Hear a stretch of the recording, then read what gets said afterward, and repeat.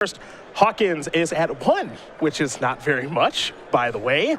Schlepphorst is at 19, but I've seen that look on Hawkins' face before. He's doing some math right now, I believe.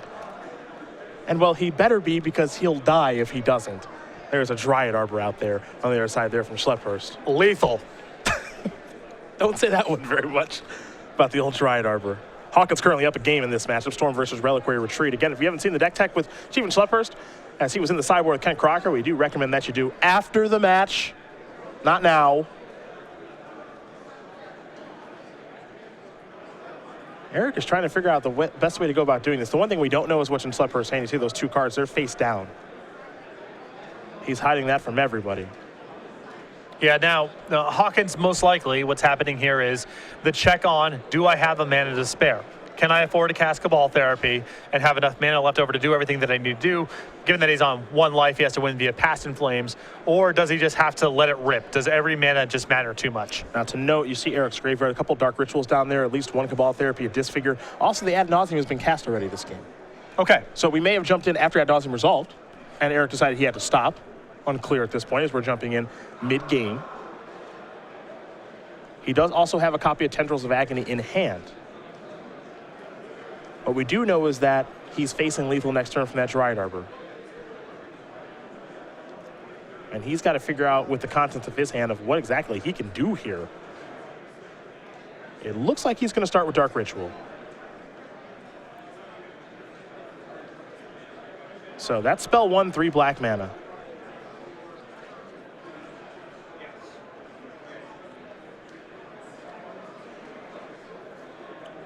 So there's your Storm count.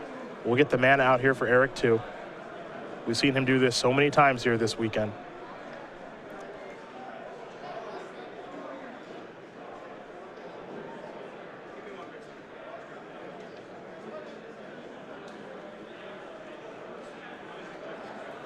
Now here is Dark Petition Spellmaster. Has certainly been achieved. We got no mana floating here.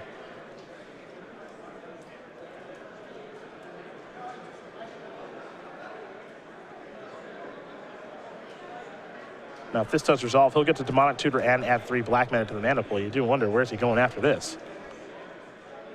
Uh-oh, he's reaching. Daze.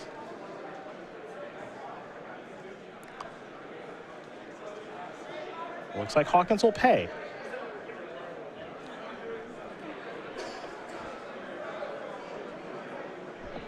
Daze is spell 3. And I guess the hope here from Schlepphorst's side is that he has to use the Volcanic Island and can't really get anything going without that red mana.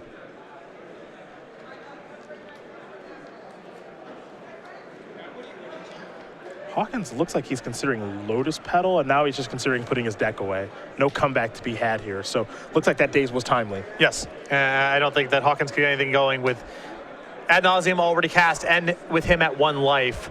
And no ability to get anything going once he didn't have red mana. That Dryad Arbor is going to finish the game off. Well, we're going to the sideboards here. We're going to start with Hawkins since he'll be on the play here for game number 3. So you got 3 Abrupt Decays, 2 Disfigures, 2 Empty the Warrens, 2 Xantid Swarms, a Tropical Island to help cast those green cards, along with 2 Dreaded Knights, a Chain of Vapor, a Rebuild, and a Flusterstorm. I am really get down with the copies of Xantid Swarm in this matchup. Not a whole lot of counter spells in Schlepphorst's deck, but that's really his only way of interacting. And he doesn't remove creatures that reliably unless he's willing to leave in Swords to Plowshares, which seems like too big of a cost to pay. Other side of things here for Schlepphorst, he's got an Engineer Explosives, a Pithing Needle, a Tormod Script and Static Caster, Kosali Pride Mage, Scavenging Ooze, Crop Rotation, Crozen Grip, Path Exile, Submerge, Gaddock-Teeg, nice one in this matchup, Council's Judgment, Pajuka Bog, and then 2 copies of Envelop. A couple good options here.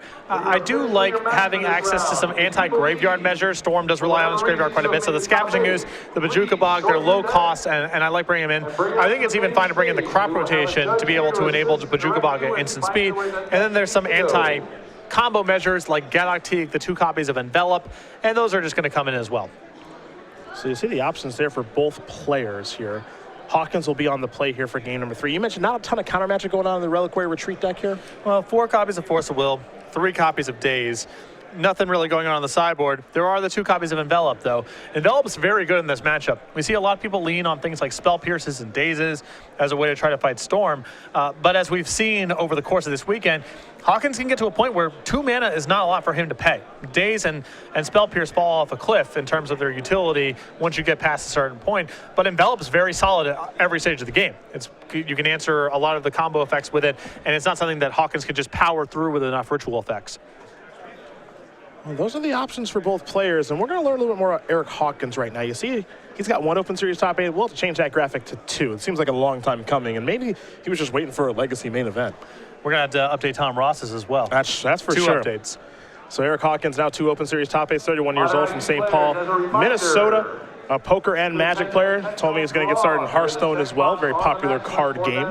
Sports fanatic as well. Big fan of his Minnesota sports team. So he's starting to drive around. I wouldn't be surprised if we see him in Dallas, where we'll have our Modern Open next weekend over Halloween weekend. He made a deep run with Grixis Delver in Cincinnati a couple of months ago. Todd Anderson, of course, did win that event. Hawkins also playing for top 8 there. He's starting to really put his name into the ring here as a player that's going to head to the Players' Championship. He really needed this weekend. And it's nice to kind of have a feather in the cap, too. I mean, it's nice to get to the Players' Championship, of course, but you would like to have a couple of the big Open Series and invitational finishes to point to solidify your resume. And Eric here making a deep run. Going to Game 3 here, potentially about to square off against Tom Ross in the finals. Should he get this next game? And starting to become a lot more familiar face here in the Open Series, too. You know, he conceded to Tom Ross, and Tom Ross said, you know, I've been hanging out with him more over the course of these past couple of weekends. Pretty good guy. Nice guy that kind of hangs around in the booth and stuff like that. And you can tell from the conversations we've had with him this weekend, Storm is something this guy's not new to at all. No, this is not his first time around the block, and he has handled himself very well on camera with this deck. Has gotten out of some tight spots, some very challenging games to win, some mulligans at bad times. We haven't seen him have any of the easy matchups. I mean, he did play against Charlotte Sultai, which is a good one, but the decks with no counter spells and no clock that Storm preys upon, we haven't seen him get any of those freebies on camera. They've all been at least moderately challenging matchups, and Hawkins has done very well for himself getting this far. Well, whoever does win this match, be it Eric Hawkins playing Storm or Steven Schlepphorst playing Reliquary Retreat, you're going up against Tom Ross in the finals. And it's been a heck of a run here for the boss this weekend as well. He's been near the top of the standings all weekend long with Infect, ended day number 1 at 8-1. No surprise to see Tom have success with that deck. Resume really speaks for itself here with Infect. He's looking to get another Open Series title added to his resume, and more importantly, maybe those 25 Open Series points. Yeah, huge deal here for Eric and for Tom. Both players take a look at the opener, and Hawkins will be on the play. We have seen some turn 1 kills from Eric this weekend. We got one. Yeah. There was no Force of Will in the opposing hand, but Force of Will wouldn't have mattered. Had it covered. Before you begin, after you finish your match, if you think you are going Hawkins to taking a long look. 32, Schlepphorst, that look like a hand that he wants to keep. These decks like Storm, they put so much pressure on your mulligans. Yeah. You don't know if you have to go get Force of Will. You usually don't absolutely have to. It's not quite like playing against Charbelcher, where if they keep 7 on the play, you just got a mulligan. But people do mulligan a lot against this deck, searching for ideal sets of hands, when the Storm hand might just be fine. It might be something that kills on turn 3 or turn 4. It's something that doesn't require extreme mulligans. But when your opponent keeps 7 on the play, you have to respect the possibility that you could die on the first or second turn, and that forces people to mulligan hands that are otherwise fine. And what's so interesting about this too, you mentioned how when you play against Belcher, you're trying to mulligan for that kind of card like a Force of Will, and it's correct to do so because Belcher really can't beat Force of Will. It's tough, at least. Yeah, it's pretty gosh darn difficult to do. But in this matchup, okay, if you mulligan for Force of Will, all right, duress you. Yeah. You know, so even if you're trying to mulligan for maybe some permission, they have so much discard and pinpoint discard with Cabal Therapy, it may not even work. Yeah, I played a game, I think it was against, it might have been against Brian Cook at one of the invitationals, where I mulliganed, I was playing Burn, I had Mindbreak Tracks on my sideboard, mulliganed an okay 7-card hand after he kept 7, got a 6-card hand that was acceptable with Mindbreak Trap, felt pretty good, and then he won very easily through the Mindbreak Trap. Yeah. It's not like these sideboard cards necessarily work. But for all of the, I guess, durability and resiliency that Storm does have, it's a very difficult deck to play. Yeah. And you do have to develop these risk assessment skills. Sometimes the way that your discard spells line up. You had to give your opponent one or two unknown draws. Sometimes you had to figure out, can I afford to wait or should I just go for it here? And those are skills that you just sort of had to develop over time, and there aren't a whole lot of decks in Magic that test that set of skills. So you have to be playing Legacy Storm specifically to get a good handle for it. You certainly won't find decks like that in Standard. No. That's for sure. The Fog deck or whatever. It's not quite the same thing. Looks like Schlepphorst is going to keep his 6. He'll scry. We'll see if this card goes to the top or the bottom.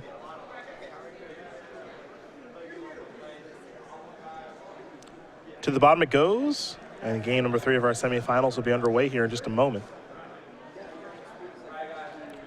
Eric Hawkins will sacrifice a Polluted Delta. He's down at 19. We'll see what land he wants to search for.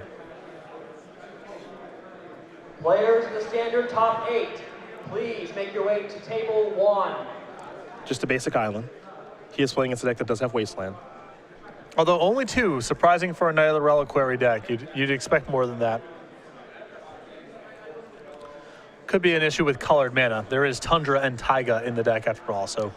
You also, Ari Lash wrote an article about this sort of strategy in Modern. You have to have a pretty high density of lands that Knight can search for so you can combo kill them. Right, and with Sujiri Steppe and Keswick Wolf Run and the Caracas, yeah, there's already some concessions being made to other corner case scenarios, and I guess Wasteland just has to be the card shaved out as a consequence of that. Brainstorm cast right away. And that's always a little bit scary because when they're brainstorming on turn 1, there might be a combination of cards they can find to kill you. That comes up. The other issue here is that Hawkins may not want this to get dazed and may be able to play around dazed for the rest of the game. So you just cast this on your own main phase, maybe give up a little bit of sneakiness and value, but that's fine if you can turn dazed into a dead card. Hawkins just pass the turn back, Schlepphorst will draw. He's got a Misty. And now he's got a Noble Hierarch. So 19 all. Schlepphorst can aggressively search out non-basics here, so he'll get himself a Tropical Island, and we're going to head back Eric Hawkins' way. Brainstorm the draw. A Swamp. A Cabal Therapy. Take a deep breath. Now, you sound scared over there. Pretty unlikely to be able to win the game off of an island as the leftovers. He's going to name Force Will to hit. Retreat to Coral Helm, 2 of those. Looks like a Sylvan Library potentially, and then a Brainstorm, the cards left over. I mean, this is a hand with some redraws because of the Brainstorm, but pretty light on defense for a kill next turn, to say the least.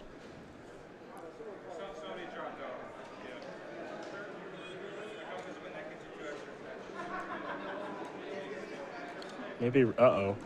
You said he slid those lands apart there? Yeah. When I said unlikely to be able to kill off of, oh boy. I think he's got 2 Lion's Eye Diamonds and an Infernal Tutor, which allows him to Demonic Tutor with 6 mana floating. Eric has asked Steven to back up his cards a little bit now. You're going to want to move them off the table or maybe just pick up all your cards and leave. Well, I mean, you know.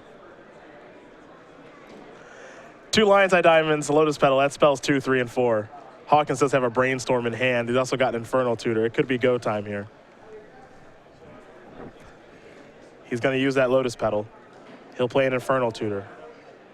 He'll hold priority, break these 2 Lion's Eye Diamonds, discard that Brainstorm. He's got 6 mana floating. We'll see what colors they are. I imagine he's going to leave 1 black floating probably.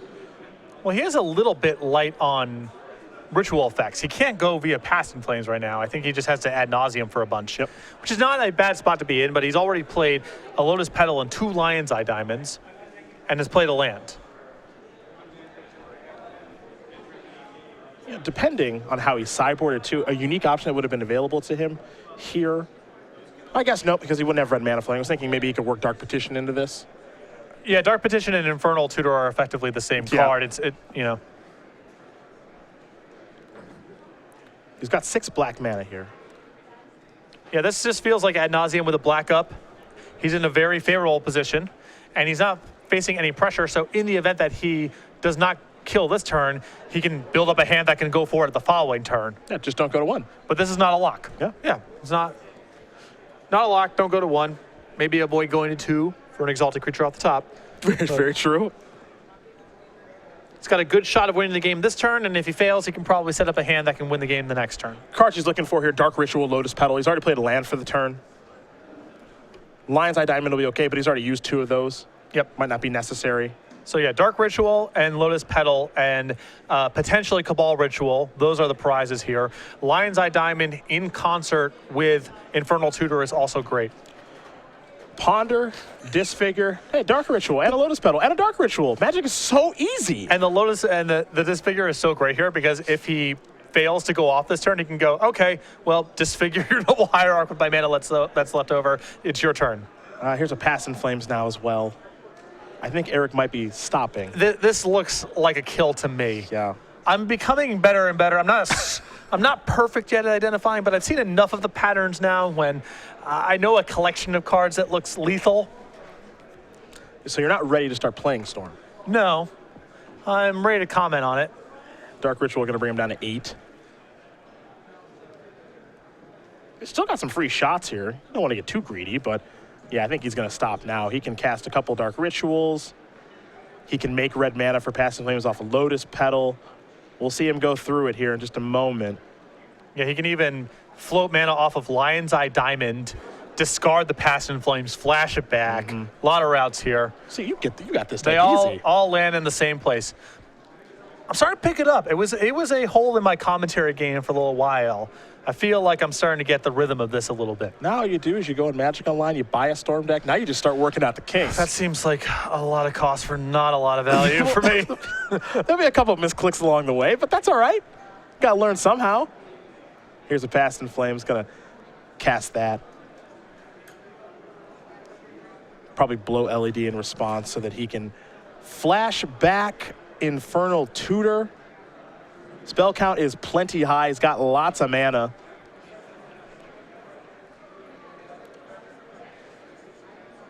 Now it's time to cast Infernal Tutor, I believe.